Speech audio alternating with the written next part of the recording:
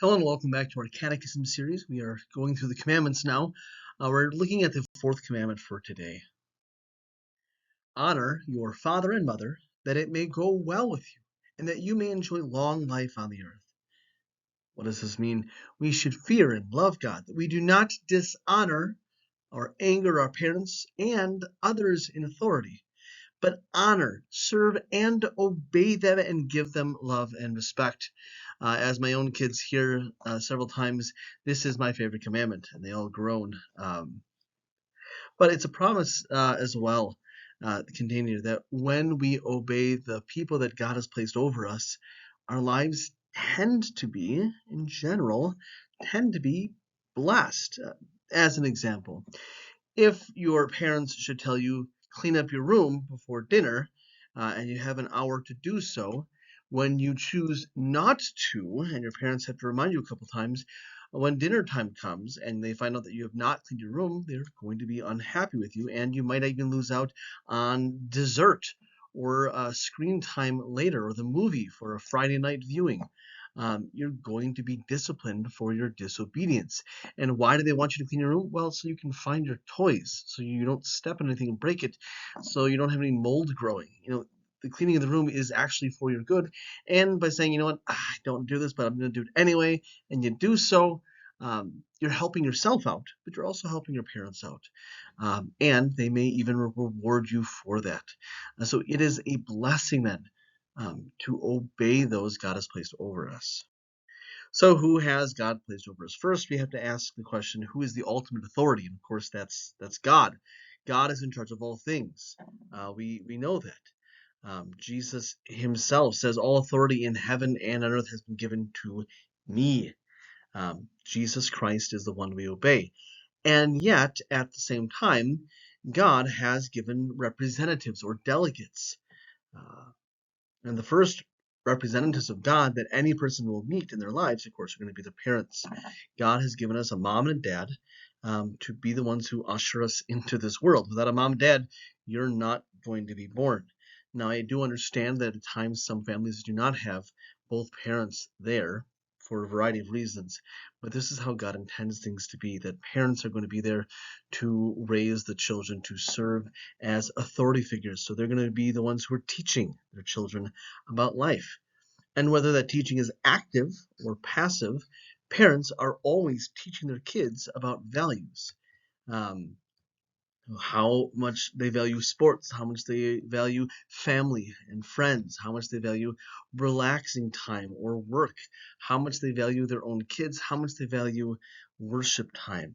Whether they do these things or when they don't do those things, they're showing that they don't value these things. So parents are going to be the first delegates and instructors for any child brought into this world.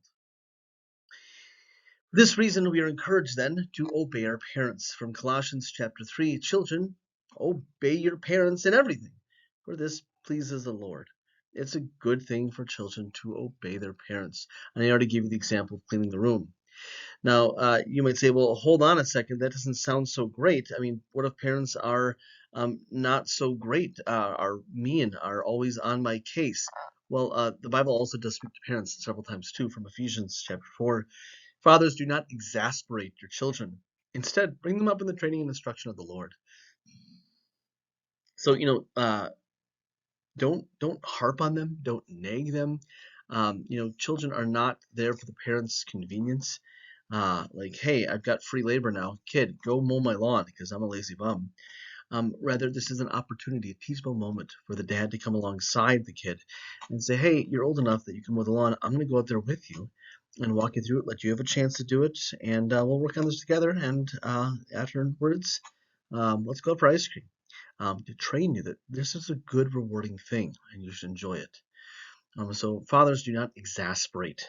Just make the kids feel so miserable. And if you ever get to be a parent, you can certainly look up lots of different parenting blogs. But discipline is needed, but not too much discipline, and gentleness and playfulness is needed, but not too much playfulness. There's a fine balance here depending on the circumstances. In addition, who else may be in charge of me? Well, parents who are delegates of God may themselves delegate some of their own authority to other groups. They may hand off some of that power to others. For example, I already told you that parents are the primary teacher of the kids. When the kid is young, they're already being taught by their parents. And you can already see a marked difference between families, for example, that read a lot to the kids and families that don't, whether because they don't have time or because they themselves were never instilled with that habit. But the kids are already learning there. But when they get to school, then parents hand that skill off to parents saying, hey, teachers, we're going to pay you, or through the government, have you get paid to help our kids be educated, to help raise them. And of course, parents are still part of the process. In addition, for the spiritual care of the kids, parents are the primary spiritual leaders of their families. Don't miss that. Yeah, I have a job as a pastor, and that's to teach and to preach, and even to take classes like this for students. But parents are the primary teachers of God's words to their children. Pastors are there to supplement that, to help out in that. And government. Yes, government is also there as a delegate of the parent and of God. Part of parenting is discipline. The government is there to have rules so that society as a whole can function, and at times you may have to be disciplined by government. If and when you get your driver's license and you go speeding down the road, it's not going to be your parents who pull you over, even though they probably have warned you, don't speed, it's dangerous, it's bad, but it may be the cop, and you will get disciplined. You will get fined for that crime. The government is there, again, as a delegate of parents and God to also discipline you and take charge of you. So all of those groups, parents, teachers, pastors, government, they all deserve our honor and respect. They are those people who are in authority. We do not want to dishonor or anger them. A couple passages then to highlight this. Obey those who have rule over you and submit yourselves, for they keep watch over your souls as ones who must give an account, that they may do it with joy, not with grief, for it has no profit to you. So to your pastors, to your teachers, the people who are training you, obey them. They keep watch over your souls. Don't make our lives miserable. Um, why? Because I'm accountable for your soul, which is why I'm taking time to do these classes, to teach you, to do all I can for you. And by doing these classes, you are benefiting me, and you're benefiting yourself. And this is a thing which is profitable to you. A longer section here from Romans chapter 13 regarding government, because this is kind of a hot button topic today. It says, let everyone be subject to the governing authorities, for there is no authority except that which God has established. I mean, God is the ultimate authority, and he, again, delegates. He establishes order and rules, and we have that in society.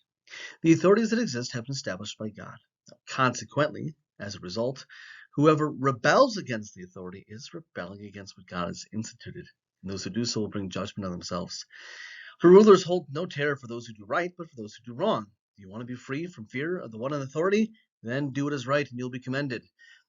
For example, if you don't shoplift, you never have to worry about being caught for shoplifting. That seems like an obvious example, but if you don't break the law, you never have to worry about the cops knocking on your door. So you don't have to worry about them. In fact, you can trust that, hey, these people are there really to do our good, to protect us. Now, I will also say at this point, yes, there are people who are corrupt. Everyone is a sinner. There's no perfect person in government, no perfect person in our homes. But in general here, God has established these entities, institutions, for the sake of good order within society. Government, and it doesn't say which type of government, but government in general is designed for good order. Can people abuse it? Absolutely. Can people rebel against it and cause problems for themselves? Absolutely. It doesn't make either of those options right. But in general, God says, recognize that authority is given here, and it is for your good. Verse 4, for the one in authority is God's servant for your good. But if you do wrong, be afraid, for rulers do not bear the sword for nothing, sword being punishment. They are God's servants, agents of wrath to bring punishment on the wrongdoer. Therefore, it is necessary to submit to the authorities, not only because of possible punishment, but also as a result of conscience or because of conscience. So because I have a conscience, I know that this is the right thing to do, to go 25 miles an hour in a 25 in a mile an hour zone. It's the right thing to do. It might make the person behind me honk their horn, but I'm going to obey the law because it is right. That's my conscience acting up, and I'm keeping myself safe, and I'm keeping other people safe. In addition, then, I don't want to get punished by the government who is there to uphold those laws, which are designed for the good of all people. Of course, the question is, but what if they sin? What if my parents sin? What if government sins? What if my pastors sin? Um, as I said before, all these people, parents, pastors, teachers, government authorities, they are humans, which means they do sin. As nice as they may be, your parents fail you at times. I'm sorry. As nice as they may be, and as earnest as they may work for your soul, pastors are going to fail you at times. The government, it's full of sinful people. We have a reminder here from Acts chapter 5. Peter and the other apostles replied, "We must obey God rather than men." So if someone in authority should ever force you to sin, here's what you can say: I will not do that. That might mean you get consequences, and those consequences are unjust, but you might bear consequences, but you can obey God rather than men. Now, if a government, for example, allows sin, that does not necessarily mean we can just disobey them, but we recognize that what they're doing is wrong. It isn't until they force us to sin that we can say, well, we're going to disobey you. And that might mean I go into jail, but I'm not going to break God's law in favor of man's law if man's law is against God's law, because God is the ultimate authority. All right, there's the fourth commandment. So please know the fourth commandment for next time. Thanks for tuning in, and God's blessings. Take care.